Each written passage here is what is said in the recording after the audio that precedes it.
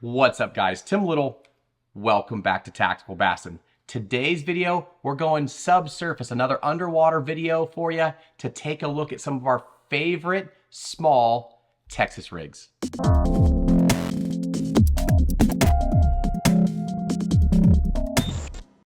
The Bait Finesse craze is here. You guys know how much we love it, and we even have dedicated Bait Finesse BFS boxes, right? So today's video, we're taking a look at some of our favorite Texas rig baits. I don't know if you guys can see that. That's the little Rains ring craw, but we're gonna basically shoot some underwater footage. I got a 16th ounce weight and I have 5 of our favorite baits. So we're gonna dive subsurface and take a look and see how these baits look. You know, we've been teaching for a long time that this Bait Finesse thing is here to stay. It is so much fun. When you can downsize your traditional size baits and go with little smaller baits, sometimes that just is what those fish need and they commit. So we're gonna go subsurface and look at 5 baits, how they work underwater, so the next time that you're out on the water throwing Bait Finesse, you can pick up one of these baits. All right, first up, guys, we have the Rains ring craw. Now, like I said in the intro, 16th ounce tungsten weight and either a size 1 or 2 hook. Little tiny guys. We're talking 6 and 7 pound fluorocarbon. But if you notice, these baits act a lot like your traditional size Texas rig baits. So just downsizing a little bit can get the most finicky bass to commit.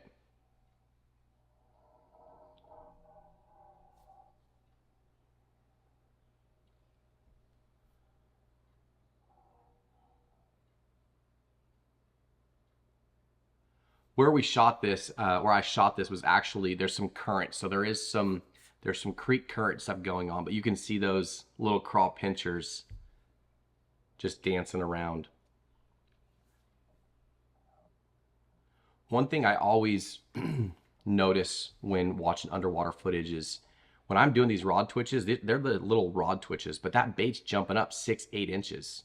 Okay, so that was the Rains ring craw. That's one of our favorites.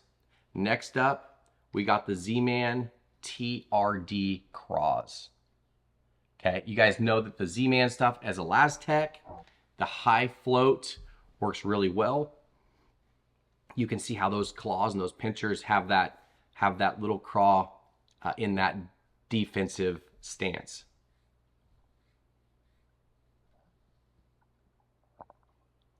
Stands straight up perfectly every time.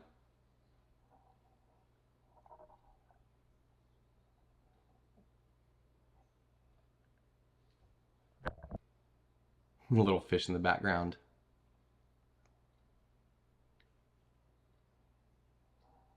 So like I was saying, just little subtle rod twitches move. It seems like every inch you move your rod tip, your bait moves like 6 inches. So be cognizant of that. Right there, I'm just basically reeling that bait, and just those handle turns is what's popping that thing up. But that Elastec, if you like a true craw pattern, that Elastec, that TRD Craws is awesome. So next up, we got the TRD Bugs by Z-Man.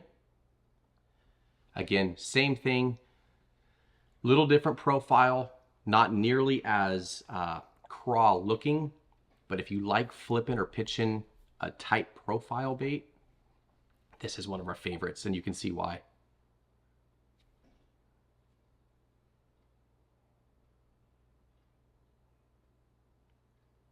We've caught fish up to 7 pounds on these little tiny Texas rigs. Again, 16th ounce head or weight, size 1 or size 2 hook, and just basically flipping and pitching these things around dock pilings and brush piles and laydowns, that sort of stuff.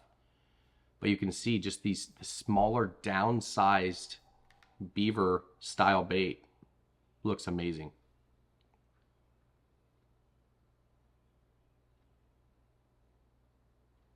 You'll see a lot of these that I picked kind of have that real tight kind of defensive motion or moving motion. When you see a crawdad or a crayfish swim away, it's like a pop up and then a kick, and they tighten everything and shoot off. Look how that bait holds that hook straight up.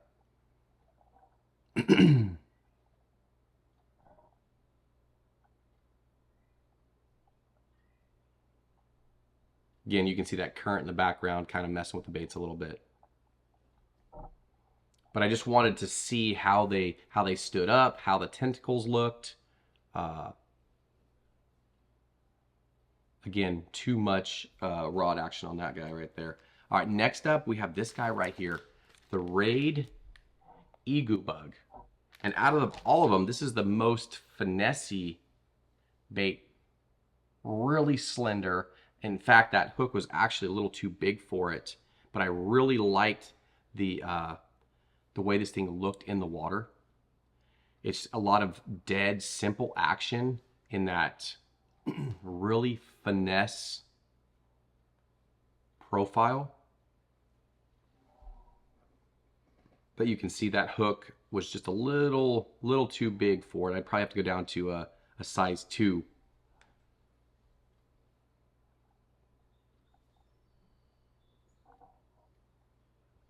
But if you're a true BFS guy and you like that really micro stuff, this one was one of my favorites. Has that ribbed body, and then the little tentacles right there. Real compact, slender profile. You could put this on a little tiny jig head. You could put on a little tungsten jig head.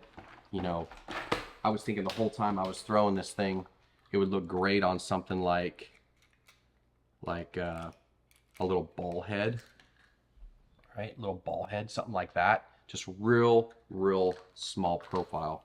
Okay, and then last but not least, I threw this in there. This is the Savage Gear Ned Salamander. It is one of our favorite Ned baits. It has that same kind of Elastec stretchiness or durability, but it is a salamander, so it's that kind of that creature bait. So I added this to the lineup, but you can see how well this thing just stands up. The little arms moving. Again, these things can be rigged on that little ball head, a little tungsten head, a little jig head, a micro jig as a trailer, but I wanted to throw it with that little tiny tungsten and that little hook just to see how these things looked underwater. Again, we've caught several fish on the Rains, ring craw, the TRD bugs, the TRD craws, all of these baits. But now we're actually getting a look underwater. Slow motion. Boom. That little tail just dancing right there.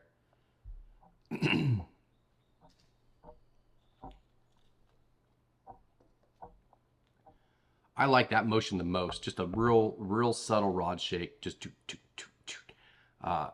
that is what I've learned. So besides look at the baits, you can see that just giving that rod pump, pumps that bait up to, in my opinion, too much. So just the little rod shakes or just little reel shakes gives that bait that little staggering motion. But these are some of our favorite micro jig trailers. So rigging them straight up, Texas rigged by themselves with a little tiny weight works really well too. Matt was raving about this a couple years ago, especially this guy right here, that ring craw, and I got myself some, and I could see fish down there on my 2D sonar. They weren't eating. I'm like, what? I pull out the rod lock, I open the rod locker, pull out the BFS setup, I flip this thing out there, and boom, a 2.5 pounder, and boom, a 3 pounder. I'm like, what? They eat it. So it just fits really well into that BFS realm, throwing these little tiny baits on bait casters. You don't even have to throw it on a spinning rod if you don't want to, but being able to throw micro jigs, throw tiny Texas rigs helps put those fish in the boat when these other baits won't. But again, underwater, you can learn so much from it.